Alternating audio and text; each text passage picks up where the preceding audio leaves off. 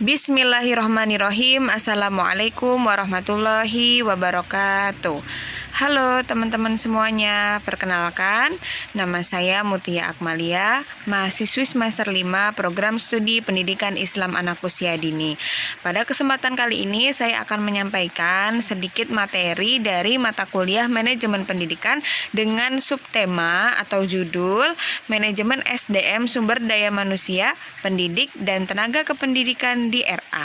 Tapi sebelum kita mulai, kita akan membaca basmalah bersama-sama terlebih dahulu. Bismillahirrahmanirrahim. Yang mempresentasikan hari ini adalah saya sendiri, Mutia Akmalia, dengan NIM 1910400383. Ada 4 poin yang akan saya jelaskan pada kesempatan kali ini. Yang pertama adalah konsep dasar manajemen pendidik dan tenaga kependidikan di RA. Yang kedua adalah fungsi dan tujuan manajemen pendidik dan tenaga kependidikan di RA. Yang ketiga adalah kegiatan manajemen pendidik dan tenaga kependidikan di RA. Dan yang keempat adalah upaya-upaya dalam meningkatkan manajemen pendidik dan tenaga kependidikan di RA. Kita mulai dengan poin yang pertama, yaitu konsep dasar manajemen pendidik dan tenaga kependidikan di RA.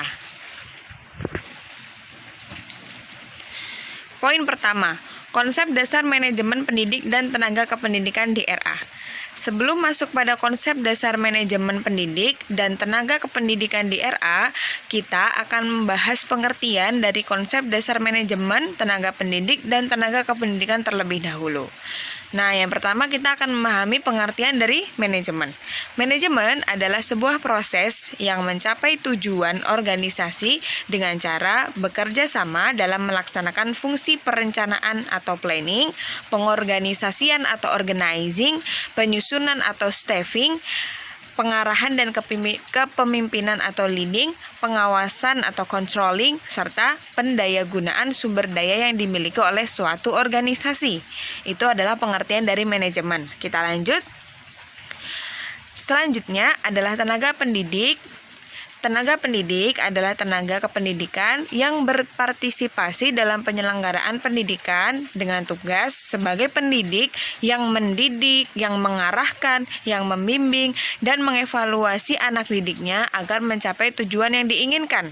Contoh dari tenaga pendidik itu sendiri ada guru, ada dosen, konselor, pembimbing belajar, tutor, instruktur, fasilitator, ustadz, dan lain sebagainya.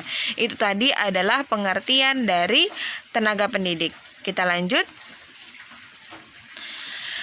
Sedangkan tenaga kependidikan adalah masyarakat yang mengabdikan diri untuk menunjang penyelenggaraan pendidikan dan menjalani tugas-tugas yang sesuai dengan bidang dan keahliannya masing-masing, juga mendukung program yang disusun sekolah demi tercapainya tujuan sekolah tersebut.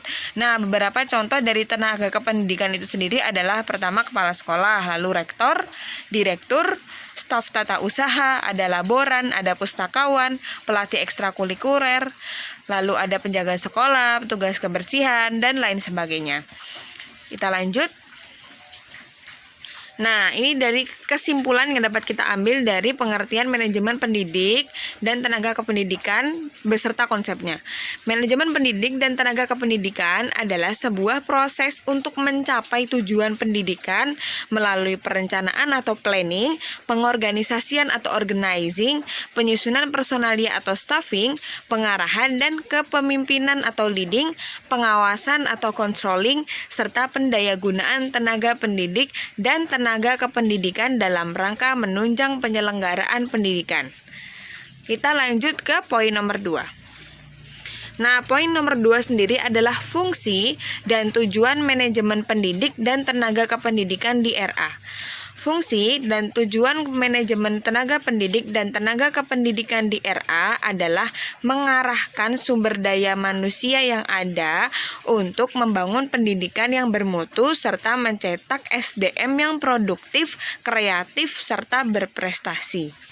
Selanjutnya, selain itu, dalam rangka mencapai tujuan pendidikan yang bermutu, maka manajemen PTK ini memiliki tugas untuk mengoptimalkan sumber daya manusia yang mencakup mulai dari perencanaan, pegawai, pengadaan pegawai, pembinaan, dan pengembangan pegawai, promosi, mutasi, pemberhentian pegawai, serta kompensasi dan juga penghargaan.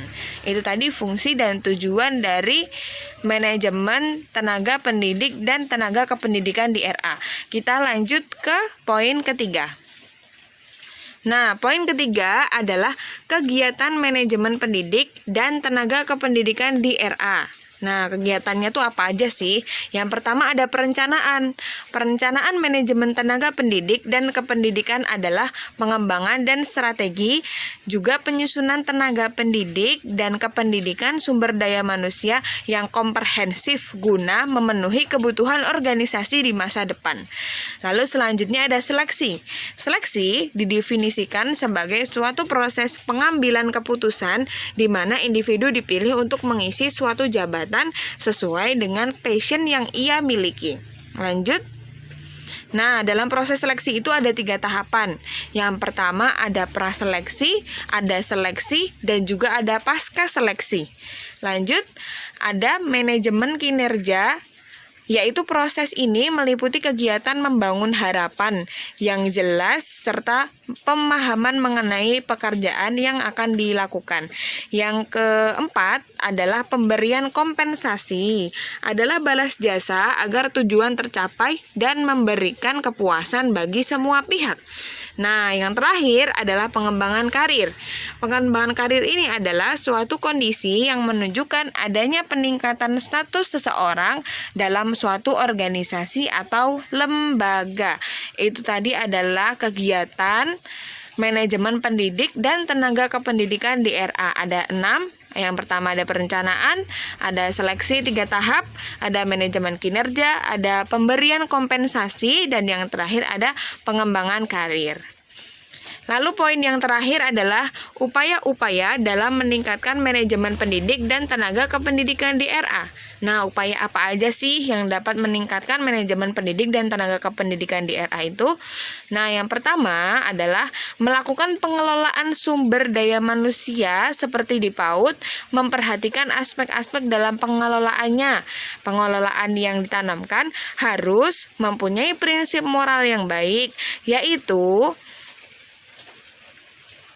ketika melakukan manajemen baik, memberikan pelatihan kepada guru sehingga pendidik akan termotivasi dan melakukan inovasi lebih bersemangat dalam kinerja yang dilakukan.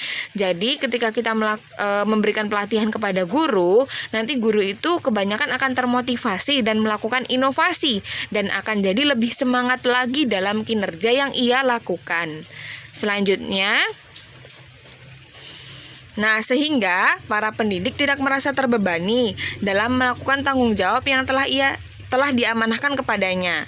Pada intinya, dengan adanya manajemen tenaga pendidik dan kependidikan dalam suatu lembaga PAUD, pengelola dapat mengembangkan sumber daya manusia tersebut untuk menciptakan layanan pendidikan yang optimal, sehingga mampu memberikan pelayanan pendidikan kepada anak secara efektif dan juga efisien.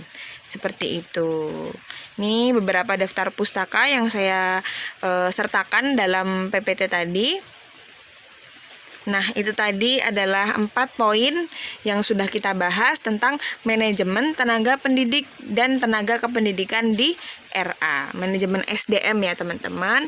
Alhamdulillah, terima kasih sudah menyimak dari awal.